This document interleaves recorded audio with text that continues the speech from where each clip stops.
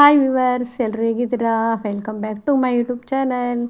ನಾವು ಕೂಡ ಆರಾಮಾಗಿದ್ದೀವಿ, ನೀವೆಲ್ಲರೂ ಚೆನ್ನಾಗಿದ್ದೀರಾ ಅಂತ ಅಂದ್ಕೊಂಡಿದ್ದೀನಿ. ಬನ್ನಿ ಇವತ್ತಿನ ಬ್ಲಾಗನ್ನು ಸ್ಟಾರ್ಟ್ ಮಾಡೋಣ. ನನಗೆ ಜಾಸ್ತಿ ಬ್ಲಾಗನ್ನು ಸ್ಟಾರ್ಟ್ ಮಾಡೋದು ಬೆಳಗ್ಗೆಯಿಂದಲೇ ನಿಮಗೆ ಎಲ್ಲರಿಗೂ ತೋರಿಸ್ಬೇಕು ಅನ್ನೋದು ಆಸೆ ನನಗೆ. ರಂಗೋಲಿ ಆಗಿರ್ಬೋದು, ಮನೆ ಹತ್ರ ಪಕ್ಷಿಗಳೆಲ್ಲ ಸೌಂಡ್ ಇರುತ್ತಲ್ಲ ಅದೆಲ್ಲ ಆಗಿರ್ಬೋದು.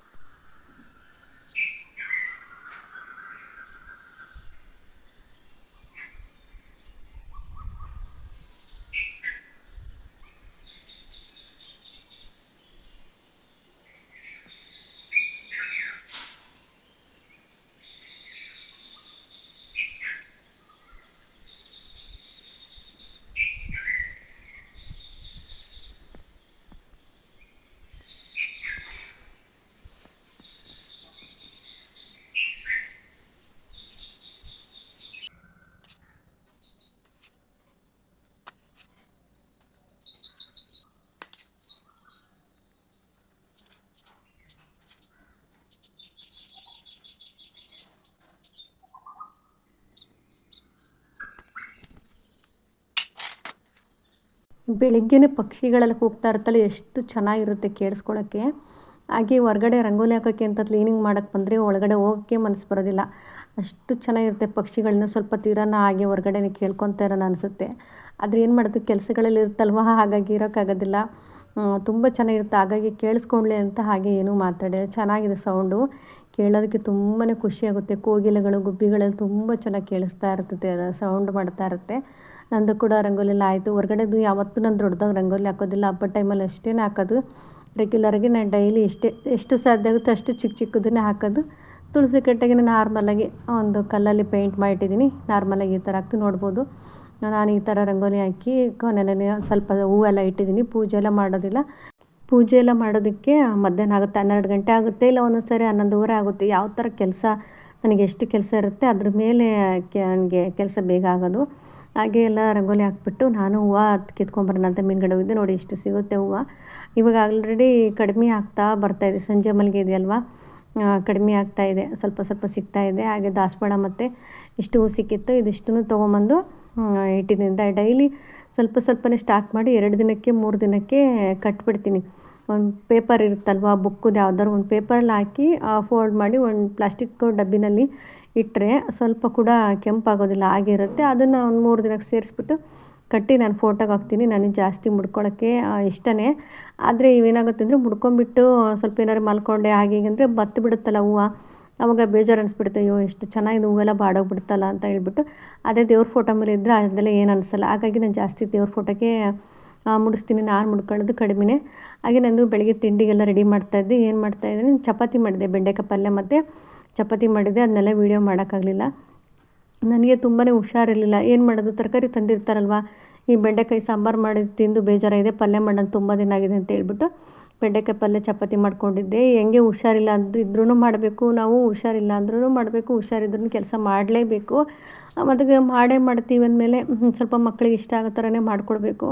ಸ್ಕೂಲಿಗೆಲ್ಲ ಹೋಗ್ತಾರಲ್ವ, ಹಾಗಾಗಿ ಅವರಿಗೆ ಸ್ವಲ್ಪ ಬೆಂಡೆಕಾಯಿ ಗ್ರೇವಿ ಥರ ಮಾಡಿದೆ, ತುಂಬ ಚೆನ್ನಾಗಿರುತ್ತೆ ಬೆಂಡೆಕಾಯಿ ಪಲ್ಯ. ಇದನ್ನು ಶೇರ್ ಮಾಡ್ಕೊಂಡಿದ್ದೀನಿ ಅಂದ್ಕೊಂಡು, ನನಗೆ ಅಷ್ಟೊಂದು ಗೊತ್ತಿಲ್ಲ, ನೋಡಬೇಕು, ಚೆಕ್ ಮಾಡ್ತೀನಿ, ಸರಿ ತೋರಿಸ್ಕೊಡ್ತೀನಿ. ಓಕೆ, ಶೇರ್ ಮಾಡ್ಕೊಂಡಿದ್ದೀನಿ. ಬೆಂಡೆಕಾಯಿ ಪಲ್ಯ ಸಪ್ರೇಟಾಗಿ ಹಾಕಿದ್ದೀನಿ, ನೋಡಿ ತುಂಬ ಚೆನ್ನಾಗಿ ಟೇಸ್ಟಾಗಿದೆ. ಯಾವ ಥರ ಮಾಡೋದು ಅಂತಂದು. ಹಾಗೆ ಅದ್ರ ಜೊತೆಯಲ್ಲಿ ಚಪಾತಿ ಮಾಡಿದೆ. ನಮ್ಮನೆ ಚಪಾತಿ ಯಾವಾಗಲೂ ಮಡಚಿಬಿಟ್ಟೇ ಉದ್ದೋದು, ಇಲ್ಲಾಂದರೆ ಗಟ್ಟಿ ಇದೆ ಅಂತ ಹೇಳ್ತಾರೆ, ತಿನ್ನೋದಿಲ್ಲ. ಹಾಗೆ ನಮ್ಮ ದೊಡ್ಡ ಮಗನಿಗೆ ಸ್ಕೂಲ್ ಇತ್ತು, ಚಿಕ್ಕವನಿಗಿನ್ನೂ ಸ್ಕೂಲ್ ಓಪನ್ ಆಗಿರಲಿಲ್ಲ, ಸ್ಟಾರ್ಟ್ ಆಗಿರಲಿಲ್ಲ, ಫಸ್ಟ್ ಅಲ್ವ ಈ ವರ್ಷ. ಅದಕ್ಕೆ ನನಗೆ ತುಂಬಾ ಹುಷಾರಿರಲಿಲ್ಲ. ಏನು ಮಾಡೋದು, ಈಗ ಮನೇಲಿ ಇರ್ಬೇಗಳು ಸೇರಿಕೊಂಡಿತ್ತು ಅಂದರೆ ಅಷ್ಟು ಇರ್ಬೇಗಳು ಸೇರಿಕೊಂಡಿತ್ತು, ತೋರಿಸ್ತೀನಿ ನೋಡ್ಬೋದು ನೀವು. ಅದಕ್ಕೆ ನಾನು ನೆಕ್ಸ್ಟ್ ಸ್ಕೂಲಿಗೆ ಕಳಿಸ್ಬಿಟ್ಟು ಮಾಡೋಣ ಅಂತ ಅಂದ್ಕೊಂಡಿದ್ದೆ. ಆಮೇಲೆ ಅಂದ್ಕೊಂಡೆ ನನಗೆ ಹುಷಾರು ಬೇರೆ ಇಲ್ಲ, ನಾನು ಒಬ್ಬಳೇ ಸ್ಕೂಲಿಗೆ ಕಳಿಸೋಕೆ ಮಾಡೋಕ್ಕಂತೂ ಆಗೋಲ್ಲ. ಇವಾಗಾದರೆ ಸಣ್ಣ ಪುಟ್ಟ ಎಲ್ಪ್ ಮಾಡ್ತಾರೆ ಪಾಪ ಇವರು. ಸ್ವಲ್ಪ ಡಬ್ಬಿ ತೊಗೊಂಡೋಗಿರ್ಬೋದು, ನೀಟಾಗೆಲ್ಲ ತೊಳ್ಕೊಟ್ರೆ ತಗೊಂಡೋಗೆಲ್ಲ ಬಿಸಿಲಿಗೆಲ್ಲ ಇಟ್ಬಿಡ್ತಾರೆ. ಆ ಥರ ಕೆಲಸನೆಲ್ಲ ಮಾಡ್ತಾರೆ. ನೋಡ್ಬೋದು ಎಷ್ಟು ಇರುವೆಗಳಿದೆ. ಆ ಇರುವೆಗಳಿಗೆ ಶೆಲ್ಫ್ ಮೇಲೆಲ್ಲ ಲಕ್ಷ್ಮಣ ರೇಖೆ ಬರ್ದಿದ್ದೀನಿ ನೋಡಿ, ಬಾಕ್ಸಲ್ಲಿ ಸೈಡಲ್ಲೆಲ್ಲ ಬರ್ದಿದ್ದೀನಿ. ಈ ಥರ ಬರೆದು ಶೆಲ್ಫಿಗೆಲ್ಲ ಬರೆದ್ರೂ ಇರುವೆಗಳು ಕಡಿಮೆನೇ ಆಗಿಲ್ಲ. ಹಾಗೆ ಅಷ್ಟು ರಾಶಿ ಇರುವೆಗಳೆಲ್ಲ ಬಂದುಬಿಟ್ಟಿದೆ. ಎಂತ ಮಾಡೋದು ನೋಡಿದೆ, ಇವತ್ತು ಮಾಡೋಣ ನಾಳೆ ಮಾಡೋಣ ಅಂದ್ಕೊಂಡ್ರೆ ನೋಡ್ಬೋದು ಶಾವಿಗೆಗೆಲ್ಲ ಹತ್ಬಿಟ್ಟಿದೆ. ನೋಡ್ತಾ ಇದ್ದೀನಿ, ಕಡಿಮೆನೂ ಆಗ್ತಾಯಿಲ್ಲ, ನನಗೆ ಹುಷಾರಾಗೋದು ಕಡಿಮೆ ಆಗ್ತಾಯಿಲ್ಲ.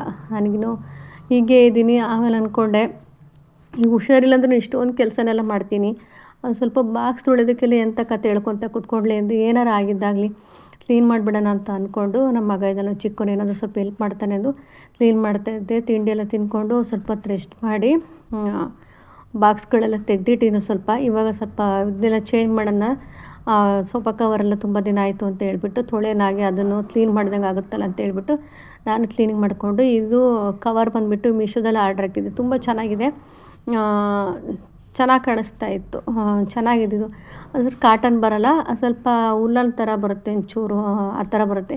ತುಂಬ ಚೆನ್ನಾಗಿದೆ ನೋಡೋಕ್ಕೆ. ಅದನ್ನು ಕೂಡ ಚೇಂಜ್ ಮಾಡಿದೆ, ತೊಳೆದು ಬಿಡೋಣ, ಎಲ್ಲ ಒಟ್ಟಿಗೆ ಕ್ಲೀನ್ ಮಾಡ್ದಂಗೆ ಆಗಿಬಿಡುತ್ತೆ. ಈಗ ಮಳೆ ಬಂದರೆ ಏನಾಗುತ್ತೆ, ಸ್ಟಾರ್ಟ್ ಆಗಿಬಿಟ್ರೆ ಒಣಗೋದಿಲ್ಲ ಅದು. ಹಾಗಾಗಿ ನಾನು ಹಿಂದಿನ ದಿನ ಮ್ಯಾಟ್ಗಳೆಲ್ಲ ತೊಳೆದ್ಬಿಟ್ಟಿದ್ದೆ. ಇದೆಯಲ್ಲ ಈ ದಪ್ಪದು ಮ್ಯಾಟ್ಗಳು ತುಂಬ ಒಣಗೋದಿಲ್ಲ ಬೇಗ. ಹಾಗಾಗಿ ಮ್ಯಾಟ್ಗಳು, ಸ್ವೆಟರ್ಗಳು ಏನೇನು ಮಳೆಗಾಲಕ್ಕೆ ಬೇಕೋ ಅದನ್ನೆಲ್ಲ ನೀಟಾಗಿ ಇವಾಗಲೇ ತೊಳೆದಿಟ್ಕೊಂಡ್ಬಿಟ್ಟಿದ್ದೀನಿ. ಬಿಸಿಲು ಸಿಗೋದು ನಮಗೆ ಅಪರೂಪ, ಅವಾಗ ಒಣಗಿಲ್ಲ ಅಂದರೆ ಏನಾಗುತ್ತೆ, ಒಂಥರ ಸ್ಮೆಲ್ ಆಗಿಬಿಡುತ್ತೆ.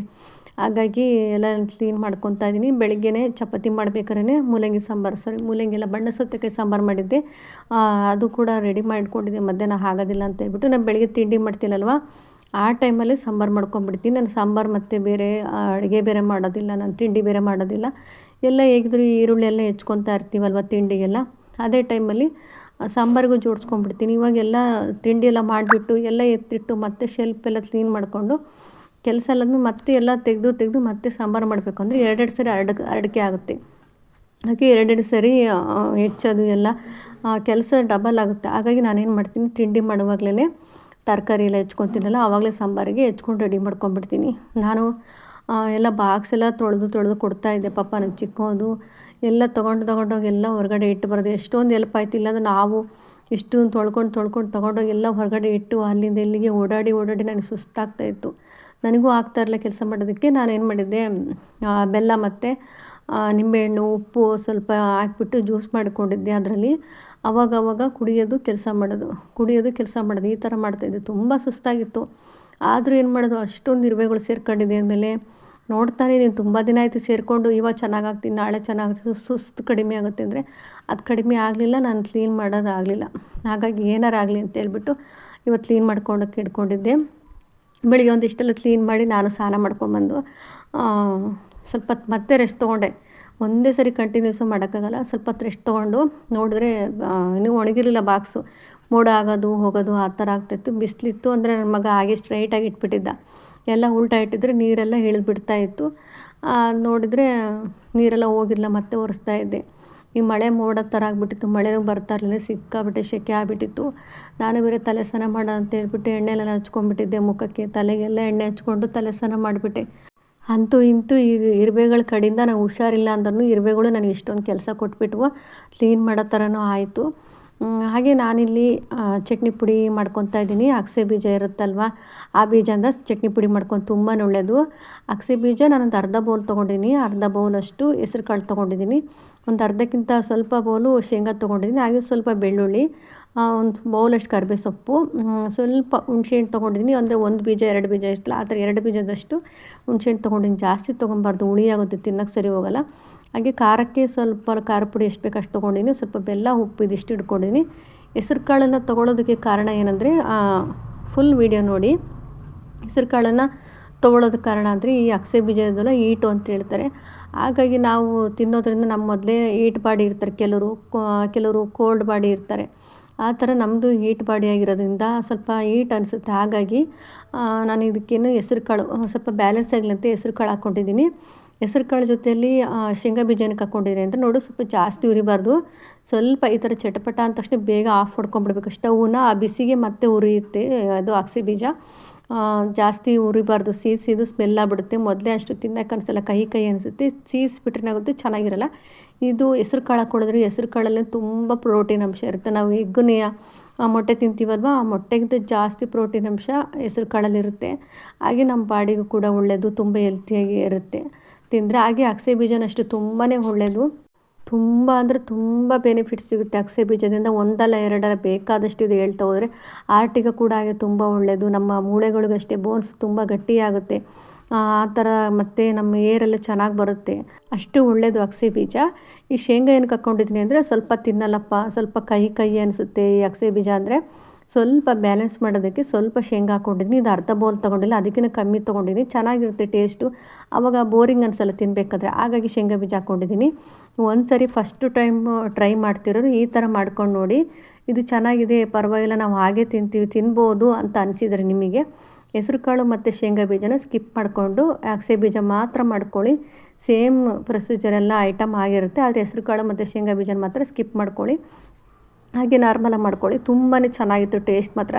ನಾನು ಅಂದ್ಕೊಂಡೆ ತಿನ್ಬೋದು, ಚೆನ್ನಾಗಿದೆ. ಆದರೆ ನನಗೆ ಹೀಟ್ ಅನಿಸಿದ್ರಿಂದ ಹೆಸ್ರು ಕಾಳು ಹಾಕ್ಕೊಂಡಿದ್ದೀನಿ. ನಾನು ಶೇಂಗಾ ಬೀಜ ನೋಡಿ ಇವಾಗ ಹುರಿದಿದ್ದೀನಲ್ವ, ಒಂದು ಬೌಲಷ್ಟು ಕರಿಬೇವು ಸೊಪ್ಪನ್ನು ತೊಗೊಂಡಿನಿ. ಸ್ಟವ್ನ ಆಫ್ ಮಾಡ್ಕೊಂಡಿನಿ. ಈ ಶೇಂಗಾ ಮತ್ತು ಬಾಣಲಿ ಬಿಸಿಗೆ ಕರಿಬೇವು ಸೊಪ್ಪು ಚೆನ್ನಾಗಿ ಫ್ರೈ ಆಗುತ್ತೆ. ನೋಡ್ಬೋದು ಈ ಕರಿಬೇವು ಸೊಪ್ಪನ್ನ ಅಷ್ಟೇ ತುಂಬ ನಾವು ಎಷ್ಟು ಹಾಕ್ಕೊತೀವಿ ಅಷ್ಟು ಒಳ್ಳೆಯದು ಚಟ್ನಿಗೆ. ಆದರೆ ಜಾಸ್ತಿ ಹಾಕ್ಕೊಂಡಷ್ಟು ಚಟ್ನಿ ಪುಡಿ ಚೆನ್ನಾಗಿ ಟೇಸ್ಟ್ ಬರುತ್ತೆ. ಸ್ವಲ್ಪನೇ ಹಾಕ್ಕೊಬೇಕು ಅಂತೆಲ್ಲ, ಕರಿಬೇವು ಸೊಪ್ಪು ಎಷ್ಟು ಬೇಕಾದ್ರೂ ಹಾಕ್ಕೊಂಡ್ರು ಚೆನ್ನಾಗಿರುತ್ತೆ ಟೇಸ್ಟಾಗಿ. ನೋಡಿ ನಾನಿವಾಗ ಖಾರ ಪುಡಿ ಹಾಕ್ಕೊಂಡಿದ್ದೀನಿ. ನೀವು ಖಾರ ಪುಡಿ ಬದಲು ಒಣಮೆಣ್ಸಿನ್ಕಾಯಿ ಕೂಡ ಹಾಕ್ಕೊಬೋದು. ನನಗೆ ಒಣಮೆಣ್ಸಿನ್ಕಾಯಿ ಬೇಡ ಅನಿಸ್ತು, ಹಾಗಾಗಿ ಖಾರ ಪುಡಿ ಹಾಕ್ಕೊಂಡಿದ್ದೀನಿ. ತುಂಬ ಚೆನ್ನಾಗಿರುತ್ತೆ. ನೋಡಿ ಇದಿಷ್ಟು ಸ್ವಲ್ಪ ತಣ್ಣಗಾದ್ಮೇಲೆ ನಾನು ಸ್ವಲ್ಪ ಗ್ರೈಂಡ್ ಮಾಡ್ಕೊತಾ ಇದ್ದೀನಿ. ಇದು ತುಂಬ ತರಿಯಾಗಿ ಮಾಡಬಾರ್ದು. ಒಂದು ಸ್ವಲ್ಪ 3/4% ಆದಮೇಲೆ ಬೆಳ್ಳುಳ್ಳಿ ಹಾಕ್ಕೊಂಡು ಒಂದು ರೌಂಡ್ ಮಾಡ್ಕೊಂಬಂದು, ಬೆಳ್ಳುಳ್ಳಿ ಹಾಕ್ದಲೇ ಮಾಡೋಕ್ಕೋದ್ರೆ ಚಟ್ನಿ ಕಂಪ್ಲೀಟ್ ಆಗೋದೇ ಇಲ್ಲ. ಬೆಳ್ಳುಳ್ಳಿ ಹಾಕ್ಕೊಂಡು ರವೆ ಥರ ಸ್ವಲ್ಪ ರುಬ್ಕೊಂಡಿದ್ದೀನಿ. ತುಂಬ ನೈಸಾಗಿ ರುಬ್ಕೊಂಡ್ರೆ ಅಂಟ್ಕೊಂಡ್ಬಿಡುತ್ತೆ, ತಿನ್ನೋಕ್ಕೆಲ್ಲ ಆಗೋದಿಲ್ಲ. ಹಾಗಾಗಿ ಸ್ವಲ್ಪ ಚಿರೋಟಿ ರವೆ ಬರುತ್ತಲ್ಲ, ಆ ಥರ ಸೈಜಿಗೆ ರುಬ್ಕೊಬೇಕಾಗುತ್ತೆ. ನೋಡಿ ತುಂಬಾ ಚೆನ್ನಾಗಿ ಬಂದಿತ್ತು. ಫಸ್ಟ್ ಟೈಮ್ ಮಾಡ್ತಾ ಇರೋರು ಟ್ರೈ ಮಾಡ್ಬೋದು, ಯಾವತ್ತಿಗೂ ಅದು ವೇಸ್ಟ್ ಆಗೋಲ್ಲ, ಅಷ್ಟು ಚೆನ್ನಾಗಿದೆ ಅಂತ ಹೇಳ್ತೀರ.